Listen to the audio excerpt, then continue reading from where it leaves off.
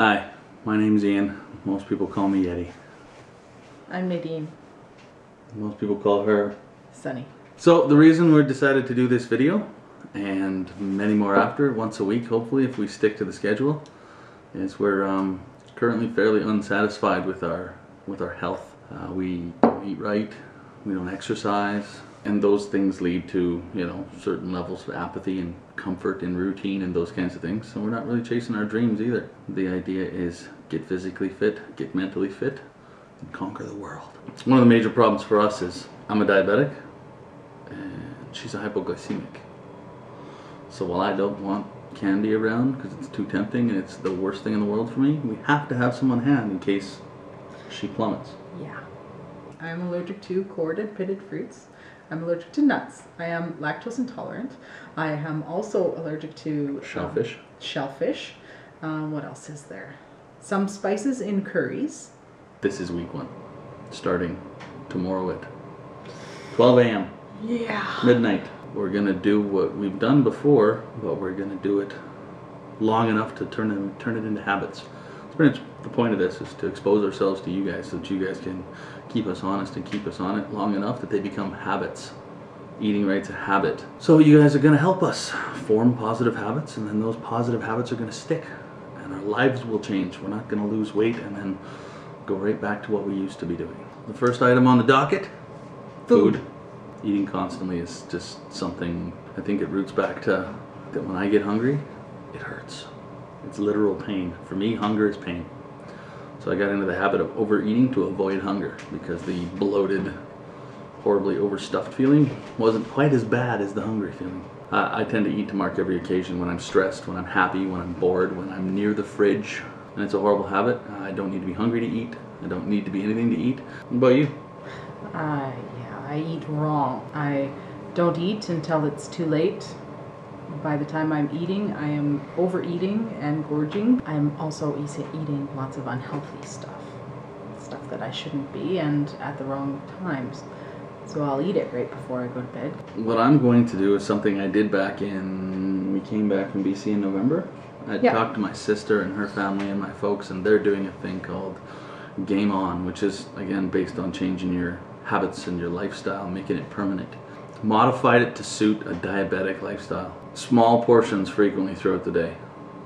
Very high in protein, very low in carbs, lots of fruits, meats, vegetables, and I get a day off once a week. Oh yeah, and no liquor at all unless it's your day off. The real benefit for me as a diabetic is eat a little bit, and then as soon as I feel the slightest bit of hunger before it gets painful, have another small portion, and another small portion, and another small portion. But I'll have eaten the equivalent of 3 meals and 2 snacks. But because of the way I eat, my blood sugar maintains a fairly level trajectory, and I get to keep my metabolism grinding the entire time. It never gets a long break, so it doesn't bother to shut down. It grinds, grinds, grinds. And a lot of water.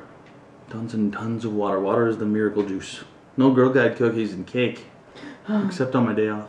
Girl Guides are sad. And then a box of Girl Guide cookies, and a full cake, and a 40-ounce bottle of Jack Daniels, 2 large pizzas. Okay, maybe not that bad. Yeah, I don't think so. I am going to do Weight Watchers. I'll do the Weight Watchers online program.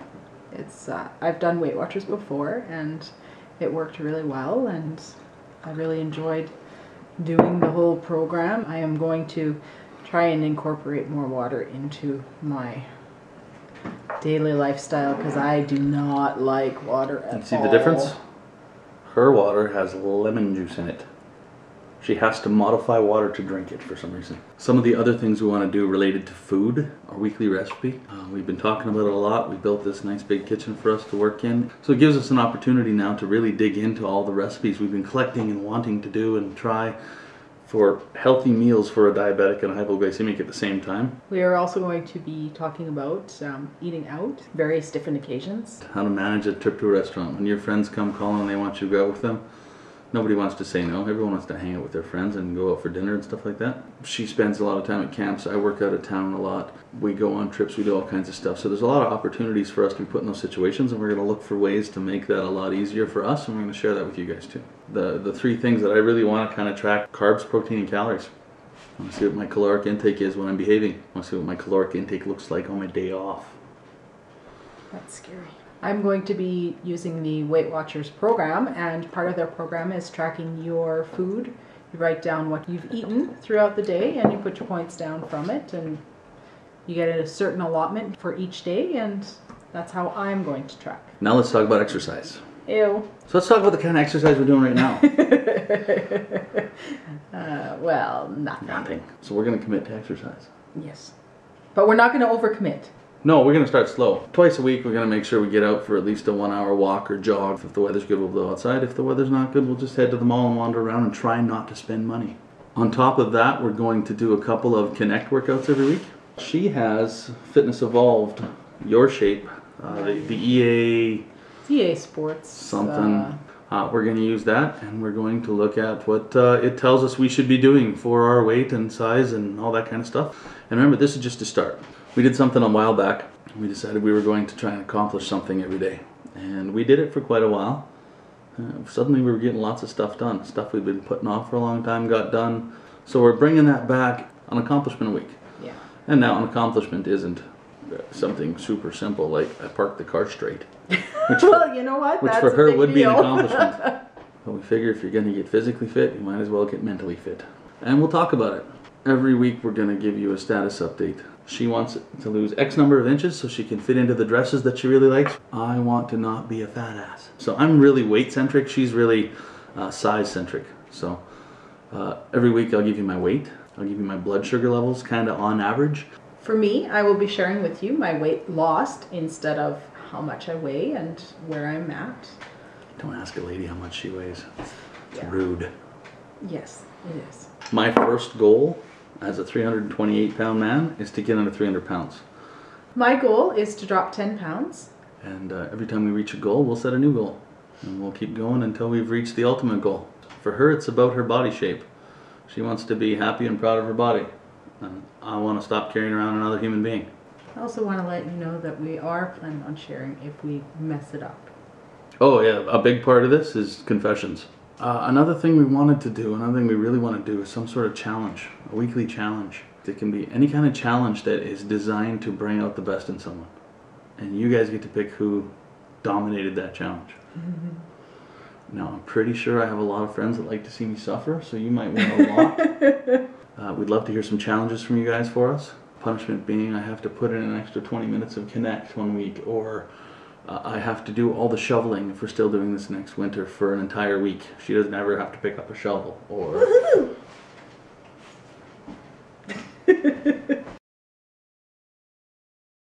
Are you nervous? I don't like doing this stuff, you know that. Yeah. So 2 1-hour walks.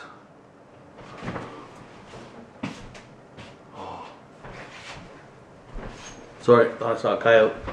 It's just a rabbit. Really big rabbit. Coyote looks Back to the point like at a hand. rabbit. You always seem to be looking for more cookies when the Oilers are losing consistently.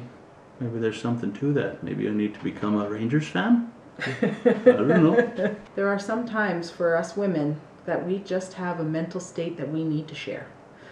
So, I would like to share that. Yeah.